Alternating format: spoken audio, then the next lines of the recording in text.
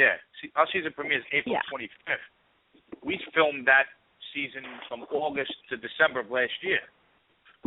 So people think that we're on. Yeah. I bet there are people. I believe. I know how it works, but I bet that there's. You're always kind of a season behind. I bet there are a lot of people that think you just filmed it last week and it's coming on this week. Right. It's like I'll always post. We're in I'm in Mayfield, Kentucky, or I'm at Paducah, Kentucky. We're filming a new episode for the new season. They're like, is that going to be on this Saturday? I'm like, no. No, it's not going to be on this Saturday. That's great. That's great. It takes a little bit more than just. Well, they don't. Yeah, they don't get it. But I mean, when you. I mean, I love them to death, and I try to explain it, but sometimes it just goes in one ear and out the other. Yeah, well, the easiest way to explain it is, look, there's 2 weeks of filming for one episode, and that's got to get edited. Yeah, it takes 8 days. Yeah, it takes us 8 days to film an episode, and it takes 4 months before 4 or 5 months before it's edited. Yeah. Now, have you ever had an episode come out? Now, I don't know if you can really say this on the air, but have you ever, let's say, been surprised after? And I've done like commercials, and I've done a little television in my younger days. Mm-hmm. Extra work, things like that growing up in Miami. Have you ever had something be edited in such a fashion that you were maybe surprised at sort of how it came across when it came out? No, the only thing, not at all. That I got to say. Okay, that's good. What I get aggravated with, what I really get pissed about, is I'll interview somebody for an hour, and the only thing that I say during that whole interview is, "Wow." Or, oh my God! Well, you know what I mean. And that's the only thing. Yes. I'm like, I talked to this guy for an hour, and you only put "wow" in there. That's annoying. Yeah. Because it's as if I'm not doing my, it's like I'm not doing my due diligence. I'm busting my ass, and then But I get it. I do understand. The TV way things are done. And that used to really bother me, but it is what it is. I can't. Yeah, I have no choice. What am I supposed to do? I used to get. I almost didn't come back for season 2 because of stuff like that. I was just so aggravated by it.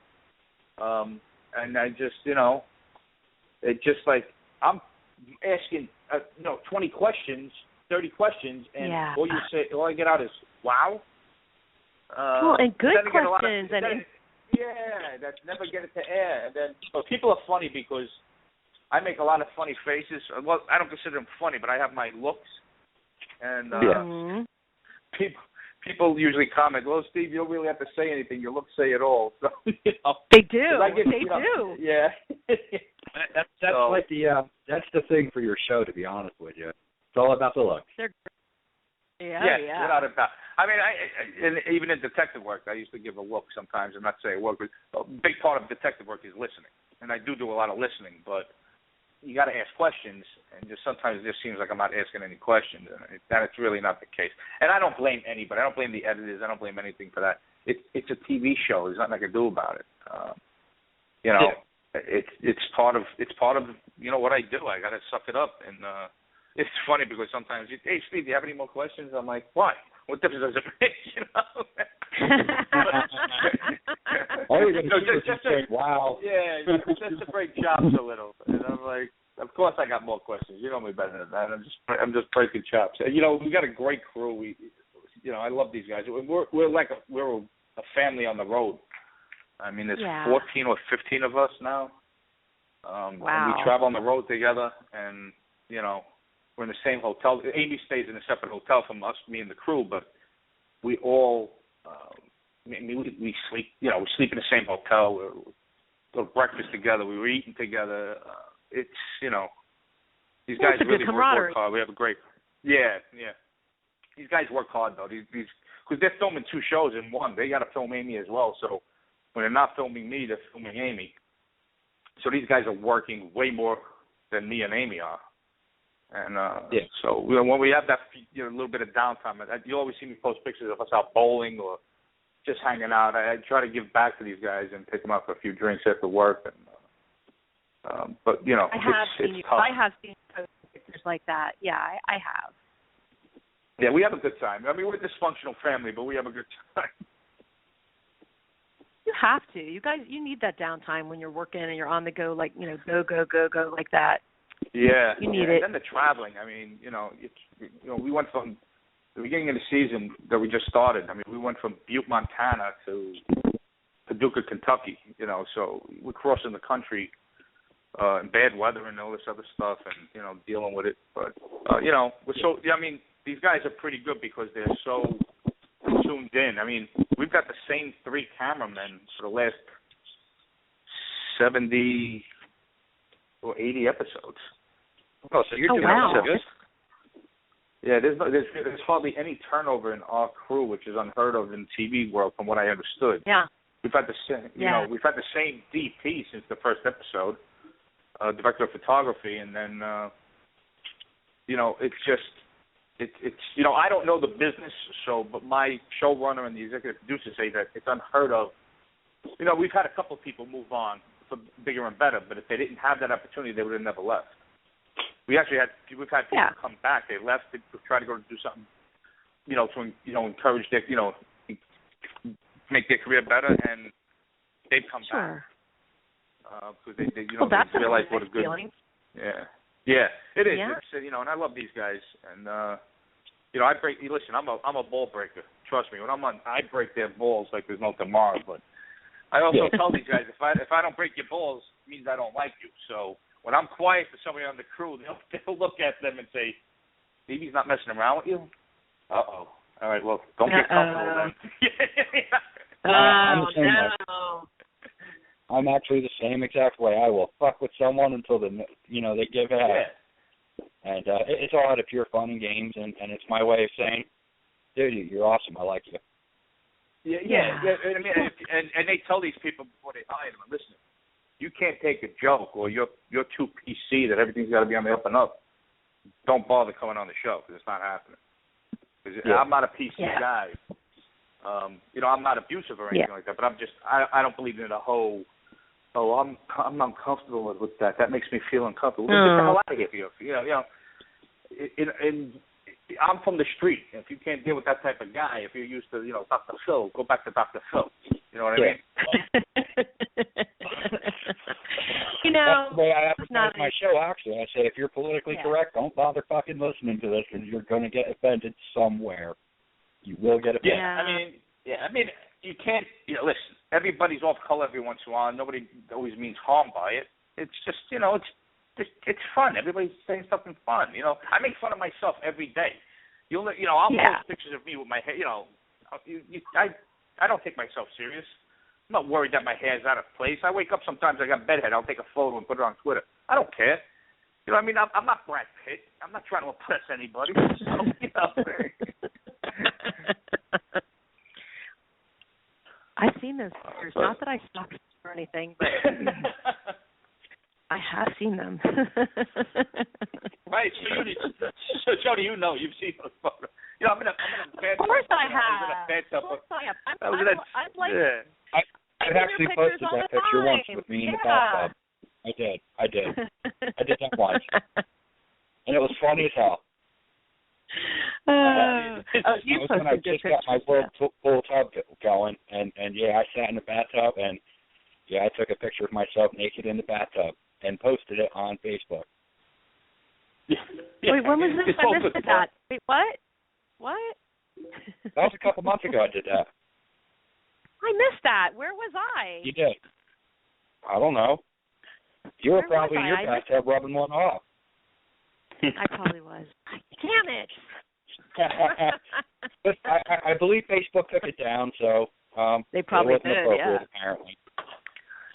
Yeah, I mean, I was in the tub with little suds on my head. I didn't show anything. I just was at the top of my head. No. But well, I didn't show anything either. I just took from my stomach up. I didn't, No, I didn't go that far. I just, top of my shoulders up. I didn't. I don't know. When I post mine from the up, they never take it down. Yeah. Then a friend of mine came into my apartment when I first got separated, and I was living in Jersey, and He had the key to my place. He comes in. I'm out cold on my couch, and he took a photo, and I thought it was funny because I had my AC/DC pajamas on, and a T-shirt and hugging a pillow. Yeah. And so I posted that picture. It's just fun stuff. Fans love that stuff. It just shows that I'm not. They do. I try not. I don't come across as an unapproachable guy. I don't consider myself a TV person. I consider myself a guy that's on a TV show. You come across as a super normal, super approachable guy, and I am so sure that that's what. I mean, all the fans love that about you, and I see how much on your page you interact with the fans all the time. I mean, you really do all the time. Yeah, I mean, to me, it's part of. I consider it part of my job. Not that I consider interacting with fans a job, but how do you ignore fans that have watched your show every week? I mean, I just I don't. To me, if it wasn't for the fans, you wouldn't have the show that you have. It would have gotten canceled. Exactly. Yeah, and there's people that do. Owe them that gratitude.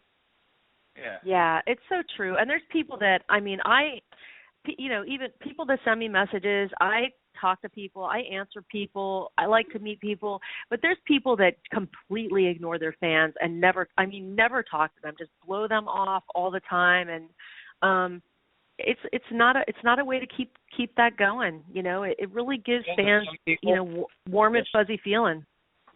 There's some people that charge $10,000 just to do a public event to hang out with that is designed to hang out with their fans. I know. I think that's crazy. I've been on. I've done a lot. I did a lot of security work on TV sets and not TV sets, but on the streets, movie sets, and I'm talking about big names. Okay. Like from Jennifer Lopez to Pacino, Nero to, oh wow, you name it. I've done them, and I saw how some people can act and think how disgusting that is. And I'm like, you're fans, Don't, you take yourself a little bit too friggin' serious. Knock it off, And I told that to one guy. Yeah. I'm not going to mention names, but I told him you're a jerk off right to his face. I said, you're nothing but a jerk off. I don't know why people pay to go see you. And he looked at me like, how dare you say that to me? You're nothing but a lowly security guy working on set. And, he didn't say nothing to me because my face had got in his face. Because he cursed out a fan that was just trying to get a quick picture. Oh wow! Oh, that's a shame. And I'm like, you're a jerk off.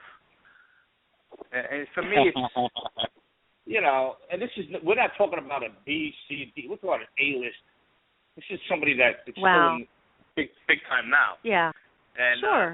That's mean. I can care less. I can care less. But like really, and it wasn't like it was an annoying fan. This was just a young girl that wanted a photo. Just stop for 2 seconds because I went to go grab the camera from her to try to take the photo.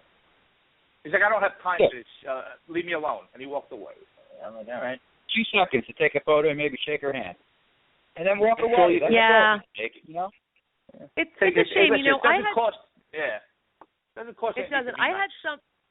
I had somebody at I'm not going to say who it was, but at a con event that we went to not too long ago, I actually paid like $3,000 to take my daughter to this event that we went to, and I actually had one of the handlers for one of the stars at that event. My daughter took a selfie at the event with one of the young stars who she was crazy about. She just wanted to take a selfie with him, and he posed for it with her, and it came out blurry, and she wanted to take another one with him. And anyway, his handler ripped her camera, my daughter's camera, out of her hand and deleted it right out of her camera.